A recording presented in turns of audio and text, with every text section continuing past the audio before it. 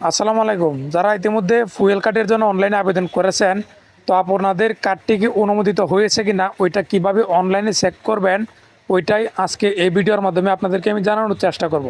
আমরা অনেকেই ইতিমধ্যে অবগত রয়েছি যে ফুয়েল কার্ডে অনলাইন আবেদন করার পরে আপনার প্রয়োজনীয় কাগজপত্র সংরক্ষণ করে সত্যায়িত করার পরে উপজেলা জমা দিতে হয় এবং জমা দেওয়ার পরে ওই উপজেলা থেকেই আবার ওই ফুয়েল কার্ডটি সংরক্ষণ করার প্রয়োজন পড়ে। সুতরাং আপনি পুনরায় কার্ডটি সংরক্ষণ করতে যাওয়ার আগে অবশ্যই অনলাইনে চেক করে নেবেন। সেই সাথে ফুয়েল কার্ড সংরক্ষণ করার পরেও আপনি অনলাইনে চেক করে নেবেন যে আপনার ফুয়েল কার্ডটি কি অনলাইনে অনুমোদন রয়েছে কিনা, অর্থাৎ আপনার ফুয়েল কার্ডটি কি সম্পূর্ণ কমপ্লিট হয়েছে কিনা। যদি না হয়ে থাকে তাহলে শুধু শুধু আপনি পাম্পে গিয়ে ঘুরে আসবেন।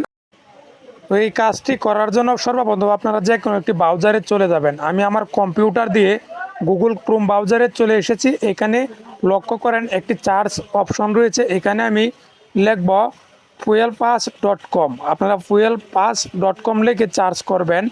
তারপর প্রথম যে ওয়েবসাইটটি আসবে ওইখানে ক্লিক করে দেওয়ার পরে এইখানে আপনাকে নিয়ে আসবে। এটাই হচ্ছে মূল ওয়েবসাইট। এখান থেকে আপনি চেক করে নেবেন যে আপনার ফুয়েল কার্ডটি কি হয়েছে কি না। তো এই জন্য আপনাকে যে কাজটি করতে হবে, এখান থেকে আপনারা লক্ষ্য করেন এখানে লেখা রয়েছে আবেদনের অবস্থা। এখান থেকে দুইটি মাধ্যমে আপনারা ওই আবেদনটি চেক করে নিতে পারবেন। একটি হচ্ছে আপনার ওই আবেদনের ট্র্যাকিং নম্বর এবং অন্যটি হচ্ছে এনআইডি নম্বর এবং মোবাইল নম্বর। তো আমি আমার ট্র্যাকিং নম্বরটি সংরক্ষণ করে রেখেছি। আপনারা যারা ট্র্যাকিং নম্বর সংরক্ষণ করতে পারেন নাই, আপনারা এনআইডি নম্বর এবং নিচে মোবাইল নম্বরটি লিখে আবেদনের অবস্থান যাচাই করুন ক্লিক করে দিবেন।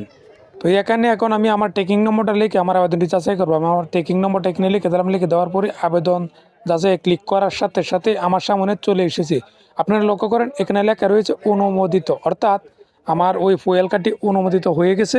আমি এখন আমার ফুয়েল কার্ডটি সংরক্ষণ করে যে কোনো পাম্প থেকে আমি তেল সংরক্ষণ করতে পারবো।